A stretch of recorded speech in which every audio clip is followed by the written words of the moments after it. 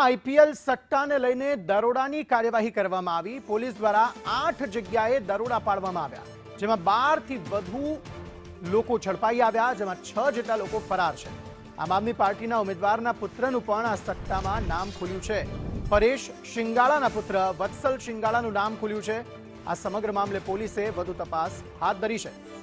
દિવ્યેશ જોશી વધુ માહિતી આપી રહ્યા છે। દિવ્યેશ, જણાવશો શું વધુ વિગતો? ચોક્કસ વાત કરવામાં આવે તો આઈપીએલ ચાલુ છે, તેને લઈને સટ્ટાખોરો છે તે સક્રિય થઈ છે। ત્યારે રાજકોટ ક્રાઇમ બ્રાન્ચ છે તેના દ્વારા 8 અલગ અલગ જગ્યાએ દરોડા છે તે પાડવામાં આવ્યા હતા અને 12 થી વધુ લોકોને ઝડપી પાડવામાં આવ્યા છે અને 6 જેટલા લોકો છે તે હજુ પણ ફરાર છે। ત્યારે સૌથી મહત્વની વાત એ છે કે જે આ 12 થી વધુ લોકો ઝડપાયા છે તેની જે મુખ્ય બુકી તરીકે જે વોર્ડ નંબર 7 ના આમ આદમી પાર્ટીના ઉમેદવાર છે પરેશ શિંગાળાનો જે પુત્ર છે વત્સલ શિંગાળા છે તેનું નામ ખુલ્યું છે। વત્સલ શિંગાળા છે તે બુકી છે અને તે અલગ અલગ જે પંટરો છે તેને આઈડી પૂરી પાડે છે। ત્યારે તેનું નામ ખુલતા અત્યારે ચકચાર મચ્યો છે, કેમ કે વત્સલના પિતા છે પરેશ શિંગાળા, તેને વોર્ડ નંબર 7 આમ આદમી પાર્ટીના ઉમેદવાર તરીકે તેમને ટિકિટ આપવામાં આવી છે।